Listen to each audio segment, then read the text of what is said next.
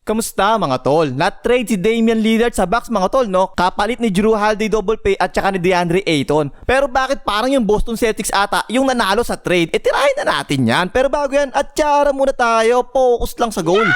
Okay game, kung hindi nyo kasi nalalaman pa mga tol, pagkatapos kasing mapunta sa Blazers ni Holiday double pay, na-trade naman siya ngayon kanina lang, mainit-init pa nga sa Boston Celtics naman. Alam nyo kung sino kapalit? Si Malcolm Tunyaka Brogdon, si Robert Williams, 2024 first round pick ng Warriors at 2029 first round pick ng Celtics. Medyo marami rin no?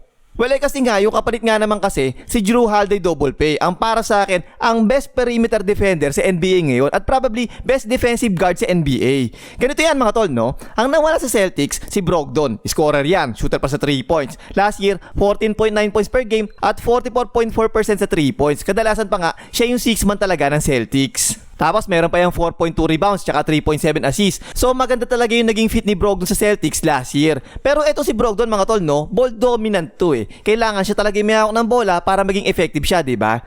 At yung isa pang nawala sa Celtics, si Robert Williams naman na starting center nila last year. Pero kung hindi nyo naaalala mga tol, no, bumaba talaga yung minutes niya laban sa Miami last year kung saan natalo yung Celtics. At saka talagang walang play para sa kanya yung Celtics. Ang ginagawa niya kadalasan, taga-screen lang, taga-roll lang, tsaka taga-rebound lang. Tsaka syempre, pang depensa nila sa loob.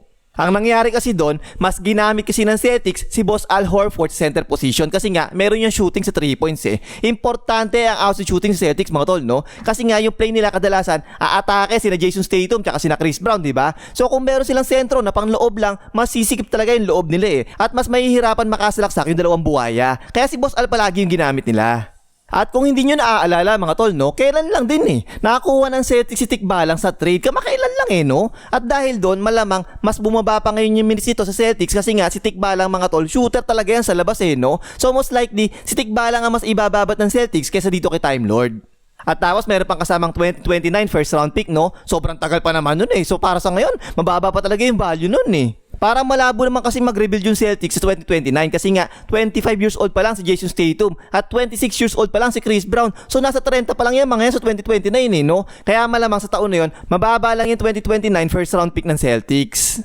At yung nakuha nga nila sa trade, eto nga si Holiday double pay lang yan no? Sa lahat ng guards ngayon sa NBA mga tol eto yung sa tingin ko na talagang two-way player. 6'5", 205 pounds at 33 years old na to ngayon Last year yung averages niya, 19.3 points, 5.1 rebounds at 7.4 assists per game. Tapos mga tol, 38.4% yan sa 3 points So kung stats lang ang titignan natin, parang malapit lang kay Brogdon no? Kasi si Brogdon, 14.9 points per game yun 19.3 points per game naman si Holiday double pay. Pero yung malaking pagkakaiba kasi nito mga tol, yung 7.4 assists per game ni Holiday double pay at 2.9 turnovers per game lang 2.55 assist turnover ratio yan. At yung malaking pagkakaiba syempre sa depensa at may kasama pang 1.2 steals per game.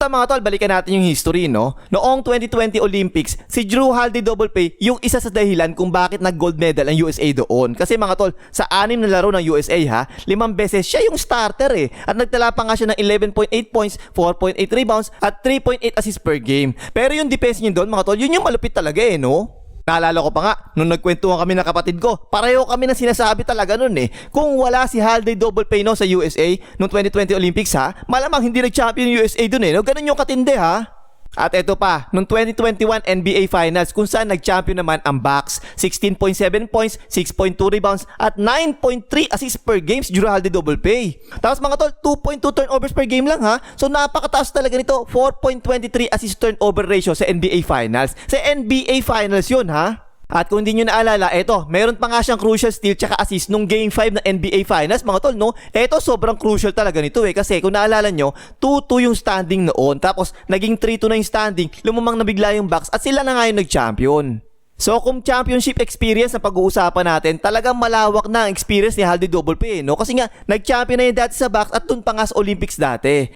Tapos kung naalala nyo mga tol no, ang nawala sa Celtics para makuha nila si Tikbalang, ang tinrade nila doon si Tatalino, Marcus Smart na dating Defensive Player of the Year noong 2021 hanggang 2022 season. Pero kung ako ang tatanungin nyo mas magaling pa dumipensa si Holiday double pay kaysa dyan kay Tatalino Kasi si Holiday double pay mga tol can guard multiple positions. Siguro mula 1 hanggang 3 o kaya hanggang 4 siguro baka pwede pa no. Ayaw nyo maniwala sa akin, tingnan nyo ang NBA 2K ratings. Kahit doon mga tol, 83 ang defense ni Holiday double pay at 82 naman si Tatalino. Kahit sa perimeter defense mga tol sa NBA 2K si Holiday double pay, siya yung number 1 sa NBA 2K ratings. Ayan no.